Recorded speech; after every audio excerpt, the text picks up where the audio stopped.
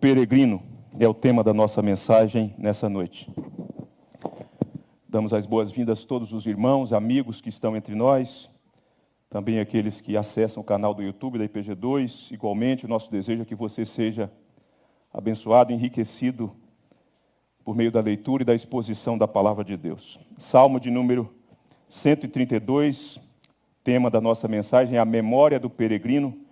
Diz assim: lembra-te, Senhor, a favor de Davi, de todas as suas provações, de como jurou ao Senhor e fez votos ao poderoso de Jacó. Não entrarei na tenda em que moro, nem subirei ao leito em que repouso. Não darei sono aos meus olhos, nem repouso às minhas pálpebras, até que eu encontre lugar para o Senhor, morada para o poderoso de Jacó. Ouvimos dizer que a arca se achava em Efrata e a encontramos no campo de Jaar.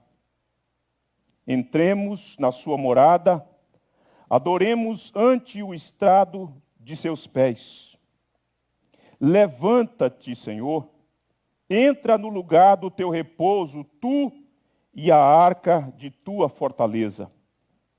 Vistam-se de justiça os teus sacerdotes e exultem os teus fiéis. Por amor de Davi, teu servo, não desprezes o rosto do teu ungido.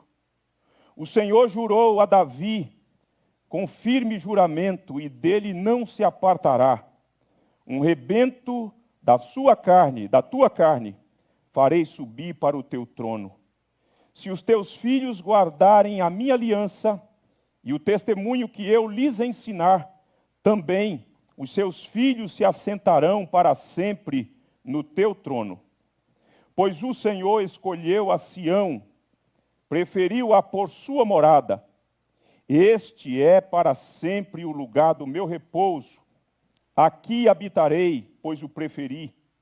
Abençoarei com abundância o seu mantimento, e de pão fartarei os seus pobres. Vestirei de salvação os seus sacerdotes, e de júbilo exultarão os seus fiéis. Ali farei brotar a força de Davi.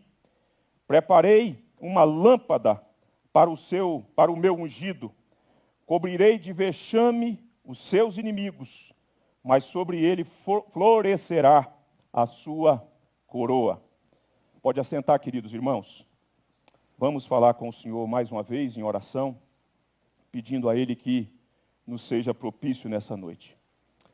Senhor Deus, nós nos curvamos diante de Ti nesse momento e pedimos ao Senhor Deus que Tu sejas propício a nós, falando a nossa mente e coração. Espírito Santo, Espírito da verdade, Espírito da palavra, glorifica o Senhor Jesus Cristo aqui nessa noite. Que a igreja que foi comprada com o sangue do Cordeiro possa vislumbrar no texto o Cristo, o Senhor, aquele que foi prometido, que veio para conquistar a nossa redenção. Que não haja dispersão da nossa parte, Senhor, que a nossa mente seja levada cativa ao senhorio de Jesus. É o que te pedimos, em o nome dele. Amém. Amém.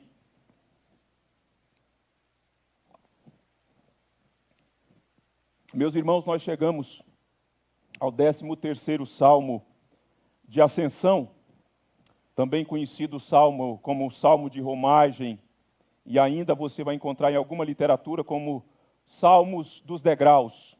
E para aqueles que talvez estão tendo a oportunidade de ouvir essa exposição, que faz parte de uma série de exposição dos Salmos de Ascensão, os Salmos de Ascensão é uma coletânea de 15 salmos, do Salmo 120 ao Salmo de número 134. E essa coleção de salmos, esses salmos foram selecionados pelo povo da aliança, e eles eram cantados pelo povo da aliança em 3 ocasiões especiais, quando o povo subia para a cidade santa, a cidade do grande rei, onde estava o templo de Deus, e onde o rei governava o povo do Senhor. E então, em 3 ocasiões, por ocasião da festa da Páscoa, a festa dos tabernáculos e a festa do Pentecostes, esse povo então iam cantando esses salmos, essa coleção de salmos, essa coletânea de salmos, do 120 ao 134. E este salmo, que eu estou dando tema para a nossa meditação nessa noite, a memória do peregrino, você vai perceber que é um salmo que está totalmente construído com porções das Escrituras que eram conhecidas pelo povo de Deus. E isso me faz lembrar a importância, ou eu sou lembrado, eu sou informado acerca da importância de conhecer a nossa história, a história de Deus com o seu povo, a história do povo com o seu Deus, com o Deus que resolveu amar e conquistar este povo e fazendo este povo propriedade particular, propriedade exclusiva dele. E isso me faz e me traz muito deleite, e ao ler esse salmo, pensando em situações pueris da nossa vida, da nossa existência, eu me lembrei das muitas histórias que eu ouvi e ainda ouço do meu pai. São histórias simplesmente encantadoras. São histórias que meu pai nos contava na infância e ainda continua contando para nós hoje, na idade adulta, e agora para os meus filhos e para os primos dos meus filhos. Há histórias que mexem com a nossa imaginação, e é bom demais. Eu amo sentar com meu pai, debaixo daqueles arvoredos, como ele diz, daquelas mangueiras lá onde eles residem, para ouvir as histórias dele. E é gostoso ver como os nossos filhos ficam vidrados, atentos aos detalhes. E eu penso que assim como acontecia comigo na minha infância, embora ainda aconteça hoje na minha idade adulta, eu penso que os meus filhos viajavam à medida que ele contava essas histórias. Eu sou um homem, portanto, que tenho um acervo, eu tenho memória das boas histórias contadas por meu pai. Eu tenho um arquivo na minha memória que tem essa seleção de histórias, da experiência do meu pai, desde a sua tenra idade, desde os seus momentos difíceis da vida, de como coisas foram superadas, de como ele viveu, de como ele peregrinou de Minas Gerais para o estado do Espírito Santo e construiu uma família.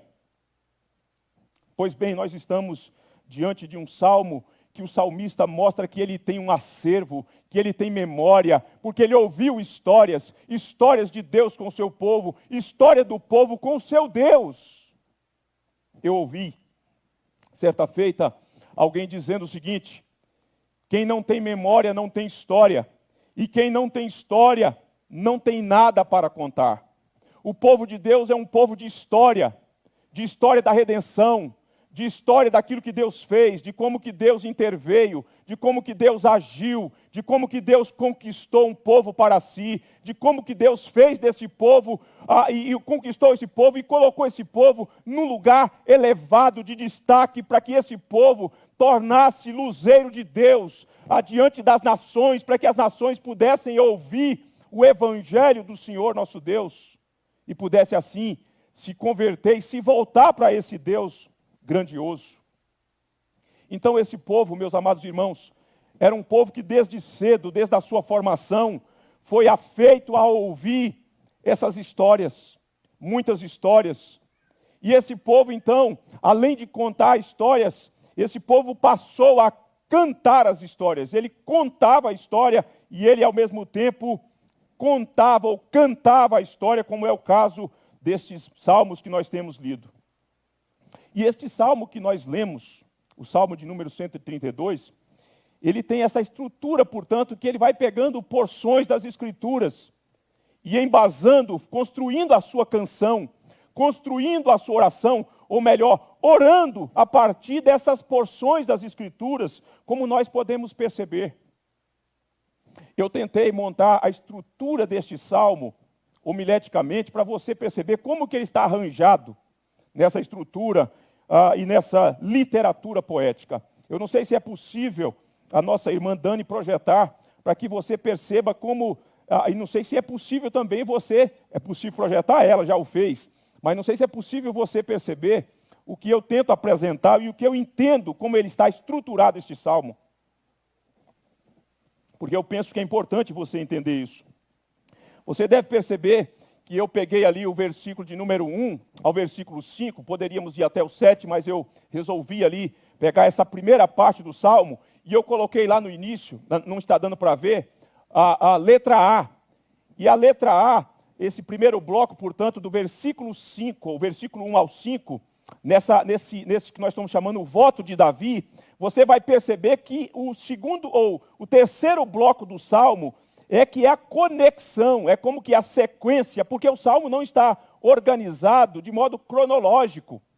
Ele pega, o salmista ora essa porção dessa escritura falando do voto de Davi, e depois ele faz uma oração, que muito provavelmente, ou provavelmente não, à luz da Bíblia do Antigo Testamento, é a oração de Salomão, por ocasião da consagração do templo.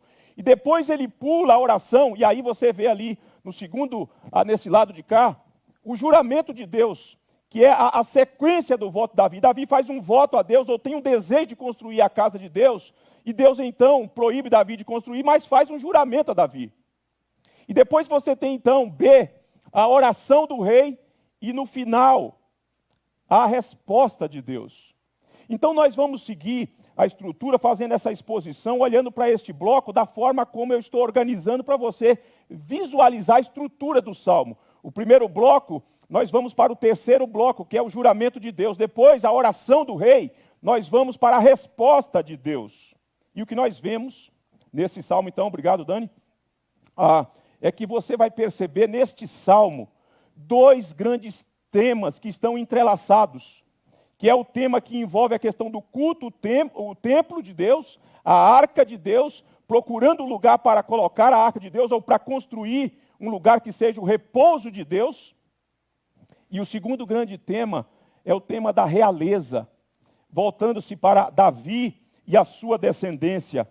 É em cima disso, portanto, que o salmista vai mostrando-nos e vai colocando diante de nós, descortinando diante dos nossos olhos, a sua memória. E a sua memória leva-o a colocar diante de Deus na forma de oração essas verdades importantes, como que rememorando Deus, aquilo que Deus falou, aquilo que Deus havia ratificado diante do desejo do seu servo, no caso do rei Davi. E quais são essas verdades aqui, então? São essas que você viu aí na tela. Davi faz voto, Deus faz juramento, a oração do rei e a resposta de Deus. É assim que nós vamos olhar para este salmo e tentar extrair deste salmo, expor esse salmo e tirar lições cristocêntricas para as nossas vidas neste salmo maravilhoso. Então vamos ao primeiro ponto. Davi faz voto a Deus. Como nós podemos perceber do verso 1 ao verso de número 5. Aqui o que nós percebemos é o que o homem faz e o que o homem deseja fazer. Só que antes de tratar do elemento ou dessas verdades que falam do voto de Davi, talvez você pense assim, mas me parece que essa introdução deste salmo está um tanto desconexa, está um pouco fora do lugar, parece que não há ligação. Não, há ligação sim. Quando você lê o texto em que o salmista faz a sua oração dizendo assim, lembra-te, Senhor, a favor de Davi, de todas as suas provações.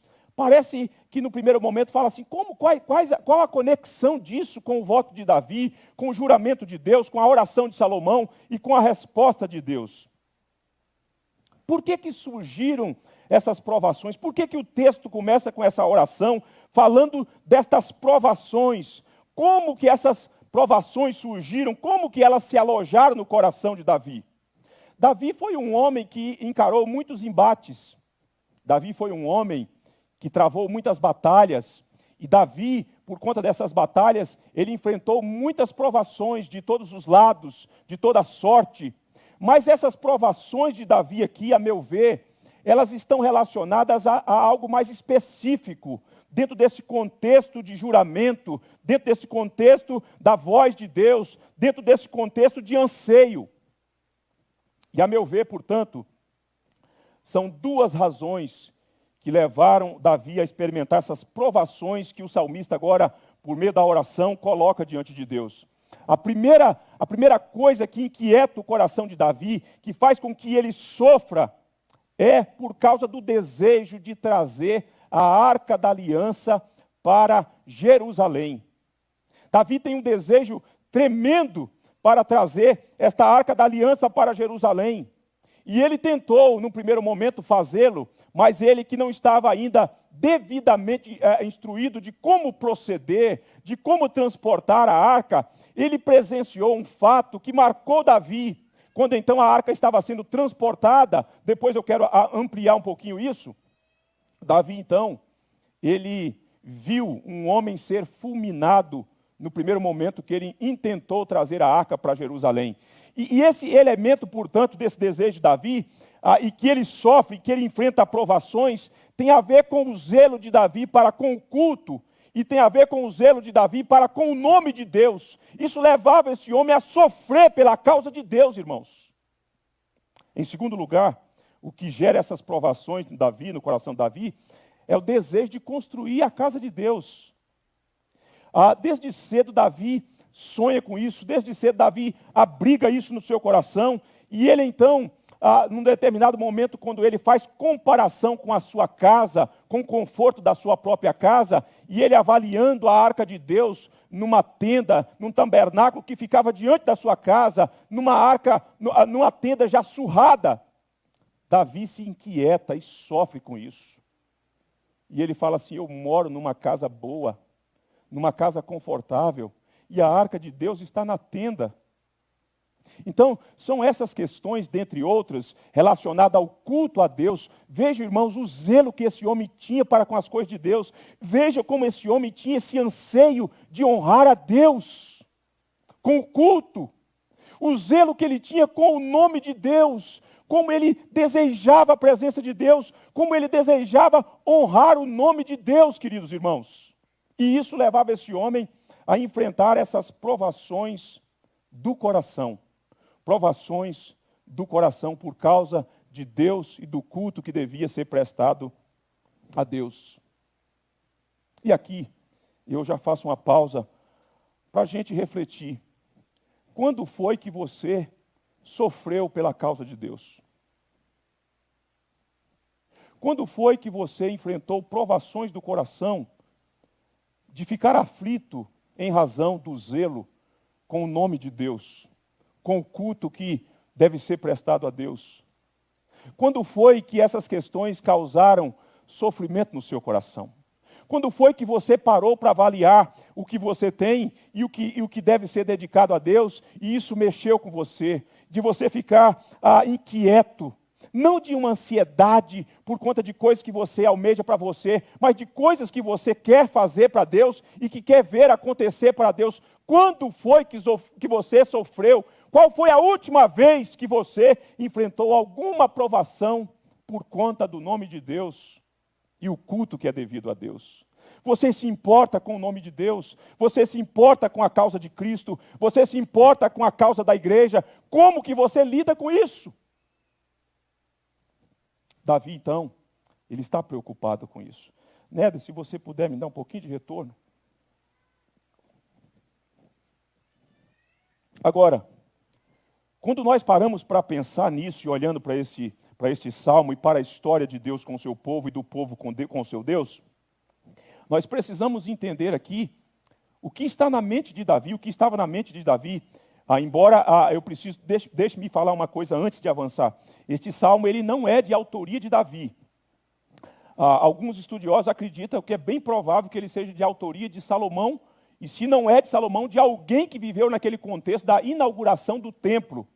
E um homem piedoso, portanto, que presenciou tudo aquilo, todo aquele feito grandioso, e compôs esse salmo, então, e ele passou a ser cantado pelo povo de Deus. Então, existe essa possibilidade de que ele seja de autoria de Salomão, ou de algum homem piedoso que ali estava contemplando aquele momento, e ele então faz essa oração diante desse cenário.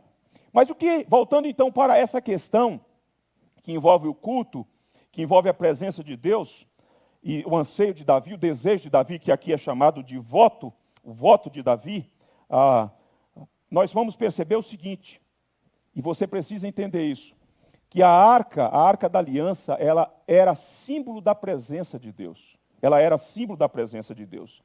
E daí eu preciso trazer para você um pouquinho de elementos históricos, para você entender o que estava acontecendo no coração de Davi e como que este salmista, nesse momento especial, traz e compartilha com seus irmãos esta oração.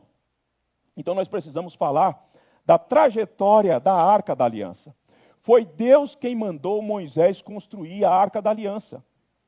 E quando Deus o fez, com todos os detalhes, com normas de como que devia proceder, Deus separou uma tribo para transportar a Arca da Aliança.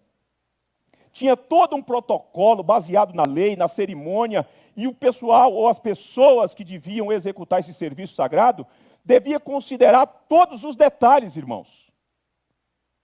Esses elementos históricos, talvez você fale assim, mas por que eu tenho que saber disso, pastor? Porque aqui é uma questão que envolve culto. Isso pode mudar a nossa postura quando nós comparecemos diante de Deus para adorar. E daí estes homens, então, no período de Moisés, transportavam essa arca com todo zelo. Depois nós temos o sucessor de Moisés, Josué, que segue nessa mesma toada, fazendo o que tinha que ser feito, do jeito que tinha que ser feito, até que finalmente eles adentraram a terra prometida com a Arca da Aliança. E é importante, portanto, nesses dois momentos em que o povo está em movimento por cerca de 40 anos, entender o seguinte, que a arca, toda vez que o povo tinha que desmontar o acampamento, então vinham os levitas e fazia todo aquele procedimento, então havia, por meio dos lábios de Moisés, Moisés dizia o seguinte, levanta-te, Senhor. Então, era o momento do povo seguir. Por quê? Porque a arca ia adiante do povo. A arca nunca ia atrás do povo, ia adiante do povo, como que guiando o povo.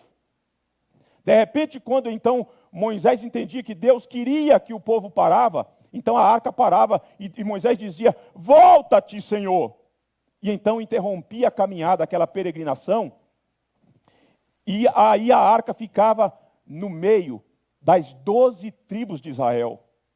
3 tribos ao sul, 3 ao norte, 3 ao leste, 3 ao oeste, e a arca então ficava no centro, como que dizendo, a presença de Deus está no meio do seu povo.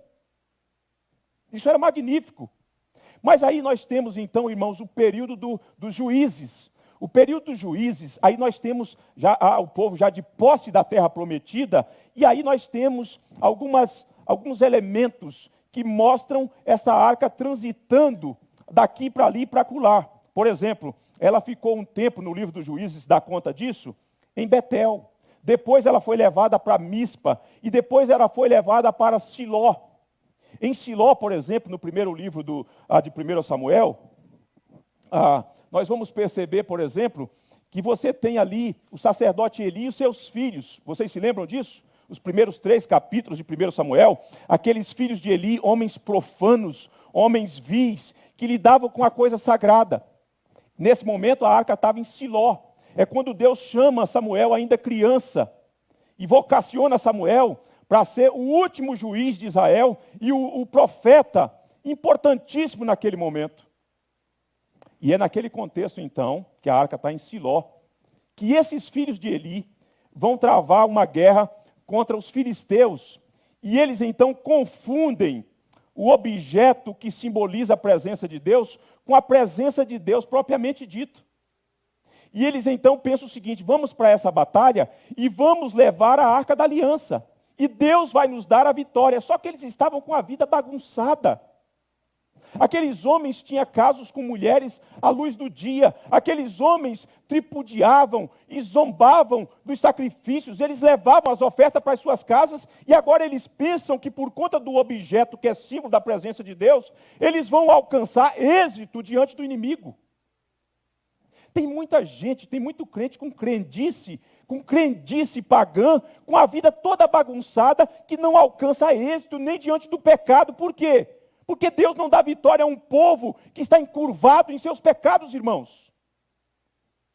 Esses irmãos, ou esse povo, esses homens, foram para a batalha. No primeiro momento, houve uma euforia no meio do exército de Israel, e os filisteus pensaram, essa batalha nós vamos perder porque olha como eles estão, olha o júbilo entre eles, sinalizando que a vitória é deles mesmos. Mas de repente os filisteus fizeram uma investida contra Israel, e então, irmãos, eles capturaram a arca, que era símbolo da presença de Deus, e levaram para Asdod, para a terra dos filisteus. Foi um vexame, o povo de Deus foi derrotado.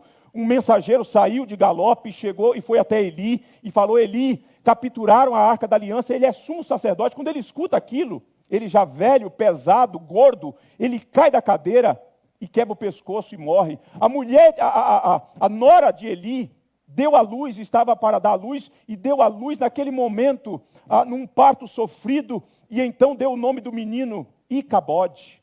Foi-se embora a glória de Deus. A arca foi levada de Israel. Esse é o período dos juízes. O período dos juízes. E daí, irmãos, dentro desse contexto, essa arca, então, levada para a terra dos filisteus, os filisteus fica com ela por 7 meses, e eles colocam ela na casa de Dagom, na casa do Deus dos filisteus, como que mostrando que o Deus de Israel tinha sido capturado. O Deus de Israel não pode ser capturado, ele não pode ser vencido, ele é Deus nos céus, na terra, e em todo canto, ele é livre e poderoso. Mas de repente, eles como que numa zombaria, colocam a arca diante de Dagom, e eles vão dormir. E de manhã, quando eles acordam, Dagom está encurvado diante da arca, caiu diante da arca, eles ficam assustados e erguem novamente aquele Deus que não pode falar, que nada pode fazer. E novamente, no segundo dia, eles acordam, os sacerdotes levantam e vão à casa de Dagom, e novamente aquele Deus está encurvado, desta feita com a cabeça cortada, com os braços cortados, e só ficou o tronco. E de repente os filisteus começam a experimentar um tipo de praga, começam a surgir doenças, úlceras sobre os filisteus, e eles percebem que não dá para manter a arca da aliança ali. Depois de 7 meses, então, eles tomam a iniciativa, vamos tirar essa arca daqui, não vamos deixar o Deus de Israel aqui, porque ele é maior do que o nosso Deus. Vamos levá-la para o território deles. E eles tomam a iniciativa e levam essa arca para um lugar chamado Bet-Semes. E por algum tempo o povo dali é abençoado, mas de repente o povo olha de uma maneira estranha para a arca, e o povo experimenta o juízo de Deus, e o povo de Bet-Semes também não quer ficar com a arca, e a arca é removida de novo para um lugar chamado Criate Jearim, e fica na casa de um homem chamado Abinadab. E aqui a gente faz uma pausa, porque nesse período então que a arca já está em território de Israel, na casa de Abinadab, vocês devem se lembrar que um pouquinho antes disso o povo reivindica que o profeta Samuel unja um rei. Eles querem ter um rei semelhante às nações. Eles não estão satisfeitos com Deus. Samuel se condói, Samuel fica aflito pensando que o povo estava rejeitando o ministério dele. E então Deus consola Samuel dizendo, Samuel, o povo não te rejeitou, o povo rejeitou a mim, Samuel. Pode constituir um rei para eles. E o povo, então, movido pela aparência, pelo porte físico, elegeu Saul, e Samuel ungiu a Saul. E aí, irmãos, este homem, preste atenção, porque esse homem é um contraste entre Davi. Este homem governou 40 anos, e vocês conhecem a história dele, como este homem era leviano com a questão do culto, como ele era desleixado, como que ele não tinha zelo com as questões de Deus, como que ele era desobediente, irmãos. E por 40 anos, este homem não empreendeu nenhuma ação para trazer a Arca da Aliança. Você consegue perceber, me acompanhar nessa narrativa histórica, nesses detalhes, que talvez a gente olhe e fale assim, por que isso, pastor? Porque você precisa entender essa dinâmica de Deus. Porque você precisa entender que isso são construções que vão apontando para Cristo. Ele nunca se empenhou para trazer a Arca da Aliança. Pelo contrário, viveu de modo alheio à vontade de Deus. E foi rejeitado por Deus por conta da sua desobediência. Mas de repente, irmãos, depois que Deus o rejeita, Deus mandou ungir um homem segundo o seu coração. E aí nós estamos pensando no período do reinado de Davi. E é nesse período, portanto, que nós estamos pensando e que vemos a construção deste salmo. E este homem, tão logo ele assumiu o trono, você já percebe a dedicação dele, ao mesmo tempo que ele está batalhando contra os inimigos de Deus, contra os filisteus, vencendo esse povo que era hostil ao povo de Deus, esse povo pagão, profano. Este homem pensa no culto que é devido a Deus. Ele tem um coração rendido. Ele tem a alma rendida, ele tem sede de Deus, ele tem fome de Deus, ele quer Deus perto dele. E tão logo Davi descobre onde está a arca, ele toma a decisão, vamos trazer a arca. E ele então, de modo afoito, não conhecendo os detalhes da lei de como proceder, foi nessa situação então, quando ele então traz um carro, providencia um carro novo, para transportar a arca da casa de Abinadab, de Kiriat Jearim, para Jerusalém. Ele está feliz, ele convoca o povo, e de repente os carros vão transportando a arca. E de repente passa-se num buraco, e dá a entender que a arca vai cair, e aí Uzá estica a mão para segurar a arca. E ele imediatamente é fulminado, porque ele não faz parte da tribo de Levi, ele não tem prerrogativa para fazer aquele serviço, ele é fulminado. Deus mostrando o seguinte, esse negócio de culto é coisa séria. Não se deve aproximar de Deus de qualquer jeito. De Deus não se zomba. E Davi, irmãos, estava lá com o coração cheio de júbilo. E ele vê então a mão de Deus pesar sobre Uzá. E ele morre no meio do caminho. E Davi fica abatido com aquilo. Sofre com aquela situação. E desiste de levar a arca para Jerusalém. Para Jerusalém. Nesse momento então, a arca fica na casa de um sujeito chamado Obed-Edom. Obed-Edom. E o tempo que a arca fica na casa de Obed-Edom, aquele homem prosperou grandemente. Ele e a sua família foi ricamente abençoado. Por quê? Por conta da presença de Deus.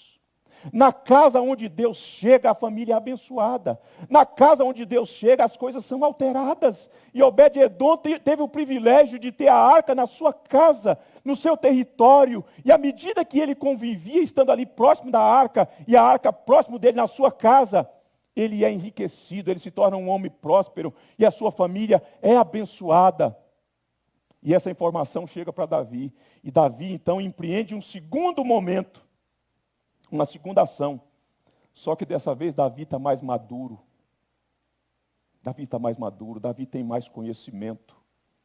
E por conta do conhecimento que ele tem, ele agora chama os levitas, considera os trâmites legais que Deus mesmo havia estabelecido. E aí sim, a arca é transportada. Aí sim a arca é levada para Jerusalém. Davi faz uma tenda e traz a arca considerando. E ele vem cantando, ele vem dançando. E os músicos tocando. Asaf conduzindo o coral, dizendo que Deus é misericordioso, que Deus é bom. E a arca então adentra Jerusalém e é posta no tabernáculo que Davi havia construído. De frente para a sua casa.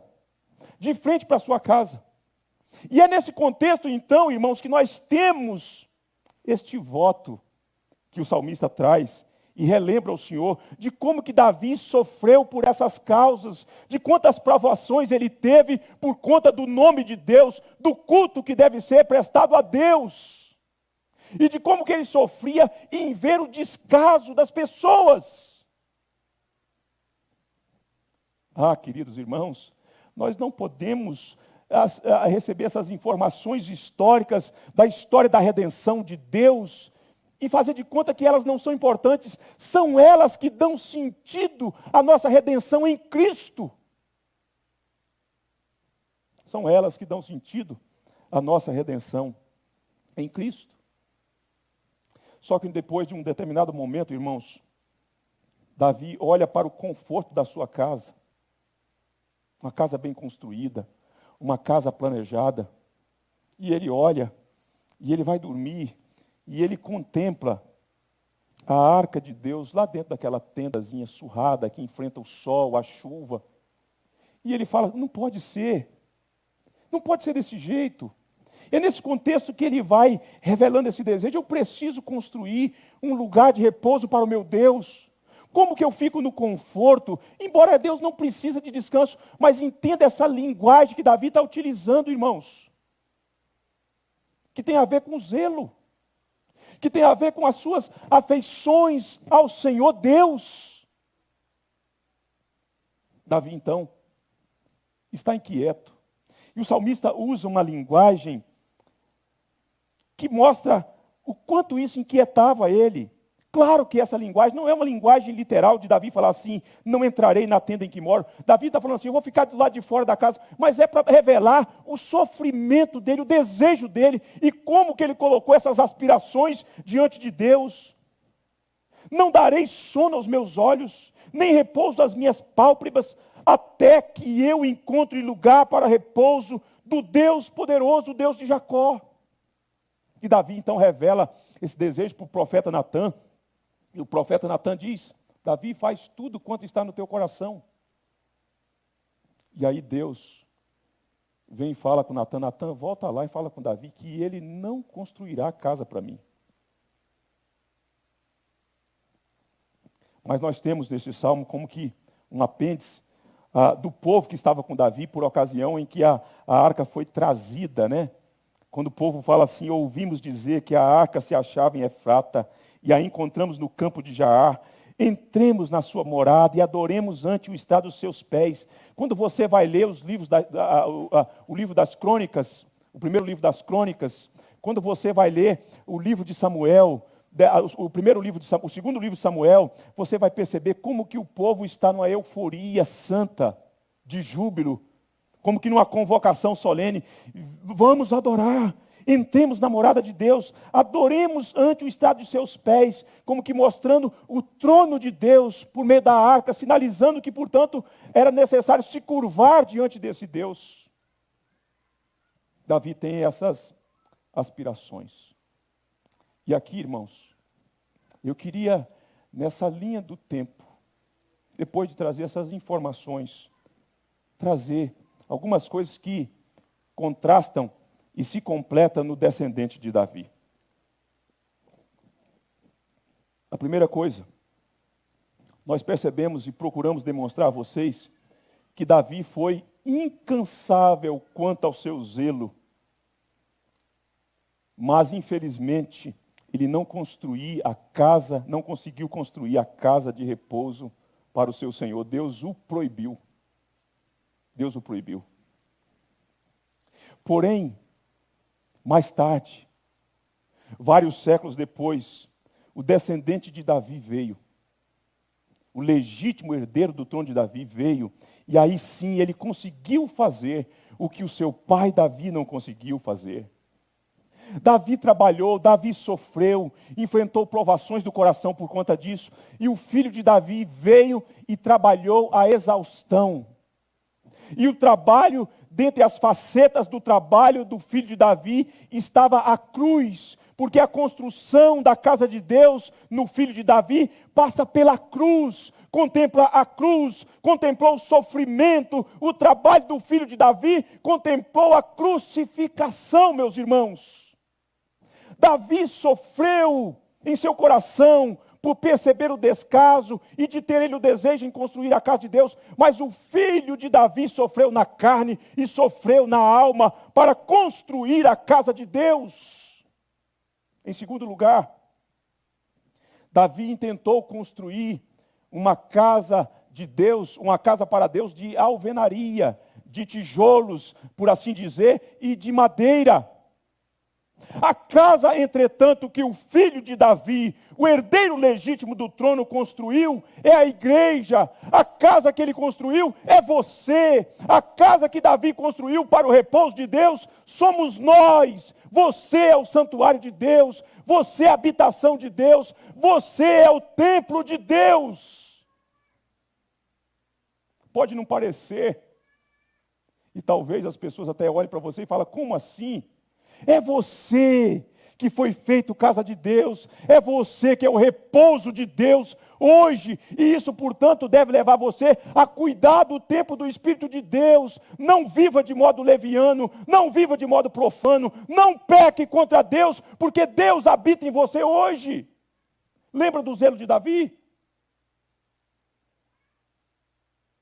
Cuide do seu corpo, cuide da sua alma, cuide da sua mente, cuide do seu coração, dedique a sua vida inteiramente a Deus, como Davi desejava fazer e não pôde fazer, mas Jesus Cristo fez.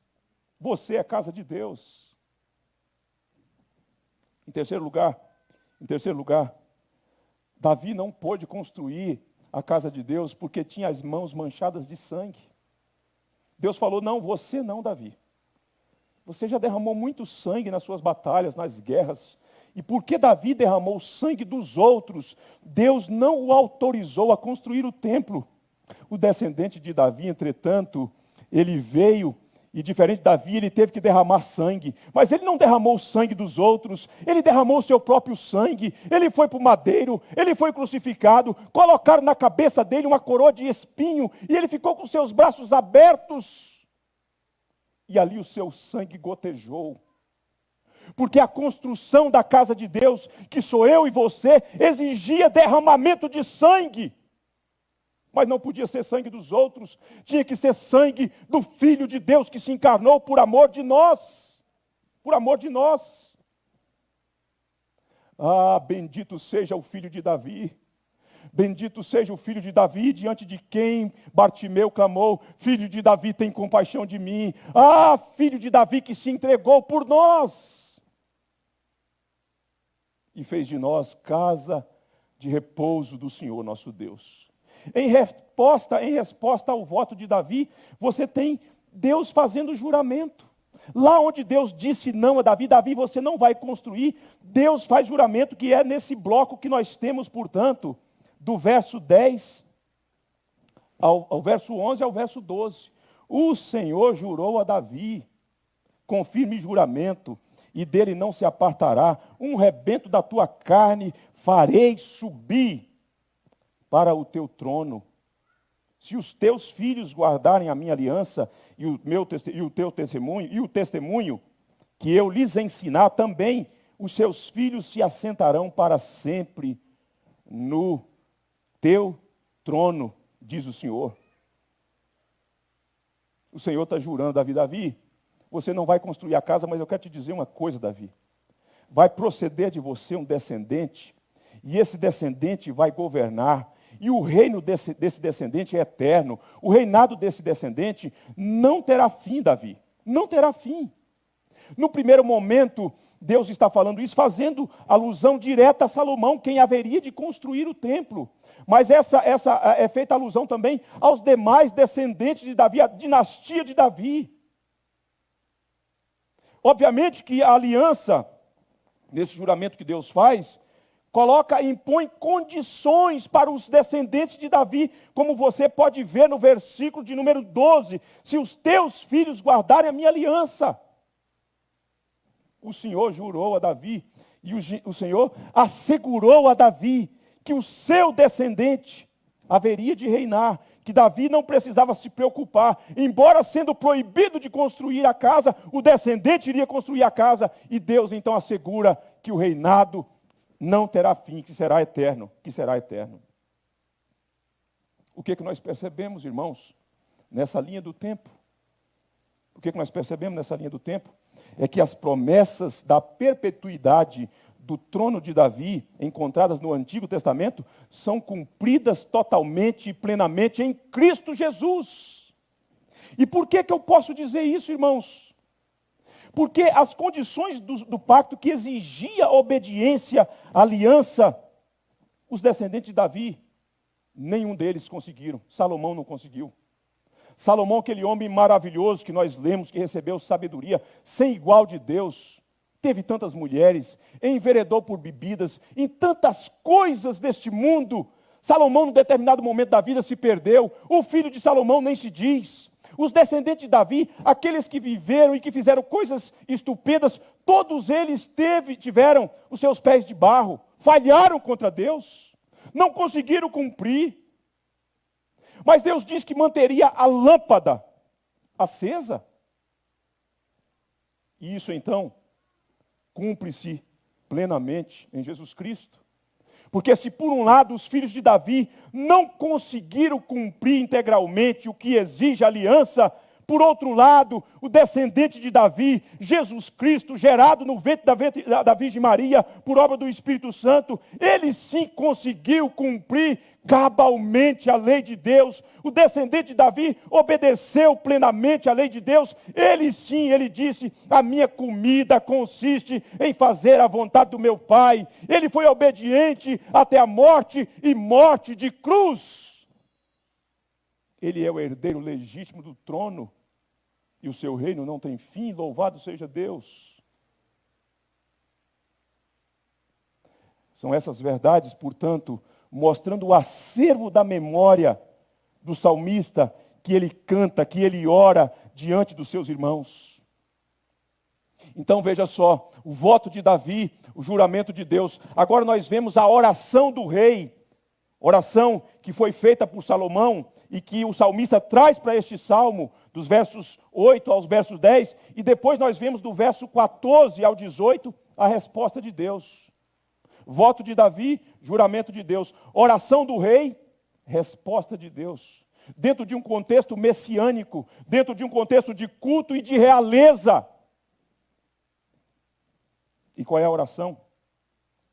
A oração é: levanta-te, Senhor, entra no lugar do teu repouso, tu e a arca da tua fortaleza.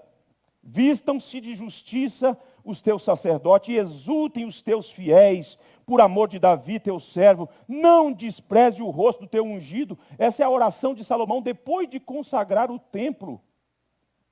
Capítulo 6 do primeiro livro das Crônicas, os 2 versos finais. Salomão orando. E a oração feita, irmãos, que o salmista traz aqui, para colocar diante de Deus, como que rememorando a Deus acerca das promessas relacionadas ao governo de Davi, ao reino de Davi, ao descendente de Davi. É uma oração, então, em que ele está trazendo diante de Deus: Deus, não se esqueça, não se esqueça. Abençoe o teu povo, entra no lugar do teu repouso, abençoe a liderança e que os liderados exultem diante do Senhor, sejam felizes por conta da bênção e da presença do Senhor. Uma linguagem, portanto, pactual, uma linguagem pactual, em que Salomão, quando está orando depois da consagração do templo, ele está pensando naquilo que Moisés fazia, quando a arca tinha que sair do acampamento. Lembra que eu falei?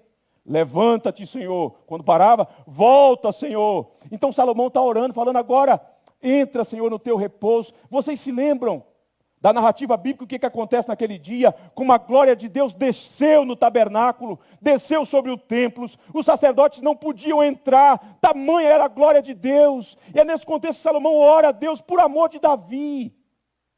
Por amor de Davi. Interessante, irmãos, que a justiça de Deus, ou a santidade de Deus, quando Deus veste a sua liderança, enquanto Salomão está pedindo, vistam-se de justiça os teus sacerdotes, e exulte os teus fiéis. O reverendo Robson, conselho da igreja do Guará, diáconos do Senhor que servem nessa casa, quando Deus nos reveste de santidade, quando Deus nos reveste de retidão, o povo de Deus exulta. Quando a nossa vida está atabalhoada, quando a nossa vida está manchada pelo pecado, o povo geme e o povo dispersa. Salomão sabe que é importante que Deus revista a liderança. uma liderança comprometida e revestida por Deus, com a santidade de Deus, com a salvação de Deus, faz o povo regozijar-se diante de Deus, o povo fica feliz diante do seu Deus. E Davi aqui, ou Salomão aqui nessa oração, que o salmista pinça e traz para esse salmo, você já percebe aqui um elemento tão fundamental, que é o elemento da mediação. Salomão sabe da importância. Se você lê depois esse salmo, às vezes que aparece o nome de Davi e que vai intercalando elementos que estão associados diretamente a Davi. Ele fala assim, por amor de Davi, ele sabe que é importante essa aliança que Deus fez com Davi. Hoje a igreja, quando ora, ela não precisa orar mais pela mediação de Davi. Ela não precisa de recordar a Deus sobre Davi. Mas ela precisa orar e falar, Deus, por amor ao filho de Davi, por amor àquele que morreu por mim. Você precisa aprender a orar, meu irmão. Você precisa contar com essa mediação. Você precisa se curvar diante de Deus e quando fizer os seus pedidos, fala, por amor de Jesus, Senhor. Por amor de Jesus, por amor àquele que o Senhor enviou, por amor àquele que foi levado à cruz, você precisa aprender a trilhar esse caminho, porque esse é o único caminho pelo qual Deus te escuta. Sem a mediação de Jesus, sem Jesus Cristo para fazer essa ligação com você a Deus, Deus te rejeita, Deus abomina as nossas súplicas, porque Deus nos contempla nele, é nele que Deus é feliz, é nele que Deus escuta a oração da igreja. Ah, por amor de Jesus Cristo, nós te imploramos, Senhor, revista a liderança da IPG2 de santidade, revista a liderança de poder, revista a igreja IPG2, Senhor, de santidade, para que ela não seja parecida com o mundo, revista a IPG2 de alegria, para que ela cante com júbilo diante do Senhor nosso Deus. Faz isso, Senhor, por amor a Jesus. E então, irmãos queridos, vem a resposta de Deus. Deus responde dizendo assim, pois o Senhor escolheu a Sião, preferiu-a por sua morada. Este é para sempre o lugar do meu repouso. O Senhor está respondendo. E aqui nessa resposta de Deus, o salmista pega várias porções do que Deus já tinha falado. Abençoarei, eu habitarei aqui. Abençoarei com abundância o seu mantimento, e de pão fartarei os seus pobres. Vestirei, veja que ele volta a essa linguagem, vestirei de salvação os seus sacerdotes. Lembra da oração lá atrás? Vistam de justiça os teus sacerdotes. Deus, eu vou vesti-los de salvação, e em consequência disso, de júbilo exultarão os seus fiéis. Ali farei brotar a força de Davi. Preparei uma lâmpada para o meu ungido, cobrirei de vexame os seus inimigos, mas sobre ele florescerá a coroa. Veja que isso são linguagens apontadas para essa questão da realeza. E note que a resposta de Deus, conquanto no momento específico, ela tem caráter escatológico, é sempre no futuro. Habitarei, abençoarei, farei isso, farei aquilo, cobrirei de vexame os inimigos, vestirei de salvação. Como que era para o momento, mas era também para uma realidade que haveria de acontecer por meio do filho de Davi, por meio da casa que ele haveria de construir. E vocês se lembram, irmãos, como que no ministério de Jesus ele se importou com os pobres? Vocês se lembram como que o Senhor Jesus, demonstrando a chegada do reino de Deus, alimentou os famintos, curou os enfermos, a presença de Deus em Jesus Cristo que tabernaculou com os homens? E então, você nota também esse trocadilho quando ele diz, vestirei de salvação e cobrirei de vexame, usando essa linguagem da roupagem. Em resposta da oração, eu vou vestir de salvação os meus sacerdotes. Mas por conta também da minha justiça, eu vou cobrir de juízo aqueles que são inimigos de vocês. Aqueles que são inimigos de vocês. E sobre ele, a sua coroa. Mas sobre ele a sua coroa florescerá. Louvado seja Deus. E eu preciso terminar, porque tem horário até para partir para a cidade de Vitória. E eu quero considerar duas coisas aqui para terminar com você. Duas coisas. Primeira coisa. Agora, a nossa santa aspiração é outra, diferente daqueles nossos irmãos. Com alguma semelhança, mas com alguma diferença. A nossa oração agora é pela plenificação do reino de Deus. O reino de Deus já veio por meio de Jesus Cristo. Agora a oração da igreja é baseada, o desejo da igreja é baseado naquela oração que o Senhor Jesus ensinou os súditos do reino a orar. Pai nosso que estais nos céus, santificado seja o teu nome, venha o teu reino, faça-se a tua vontade, assim na terra como no céu. Agora a igreja ora para que o reino de Deus seja plenificado, venha o teu reino, Senhor, que o teu nome seja santificado, que a tua vontade seja obedecida aqui na terra. Nós já conhecemos o rei, nós já sabemos quem ele é, nós já sabemos o que ele fez, e o que nós queremos é que o governo dele alcance a todos e venha sobre todos nós. Irmãos, vamos pensar nisso. Vamos pensar como que é importante a igreja desejar e orar para que o reino de Deus venha. Ô irmãos, nós vivemos um tempo vexatório de combate à corrupção no nosso país. E quando a gente pensa que esse mal foi extirpado, nós vimos nessa semana aí um senador da República com dinheiro oriundo de propina no meio da cueca, meus irmãos. Nós vivemos num mundo podre, num mundo caído. Nós precisamos desejar e orar para que o reino de Deus venha.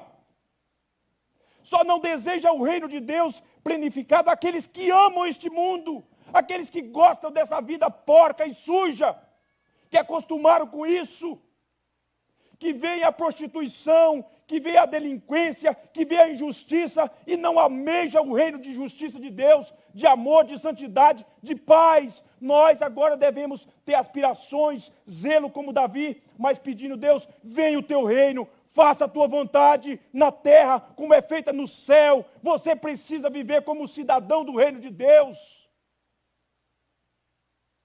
Em um nome de Jesus. Em um nome de Jesus. E em segundo lugar, nós devemos orar e ter essa santa aspiração, porque já conhecemos o rei e o que o rei fez.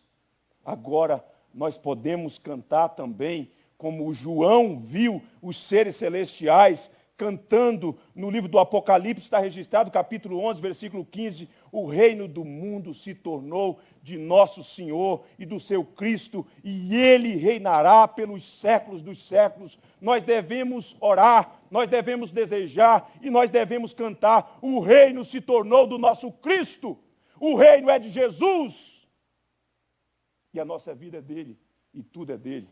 E nós queremos que ele reine plenamente sobre nós, para o louvor da sua glória.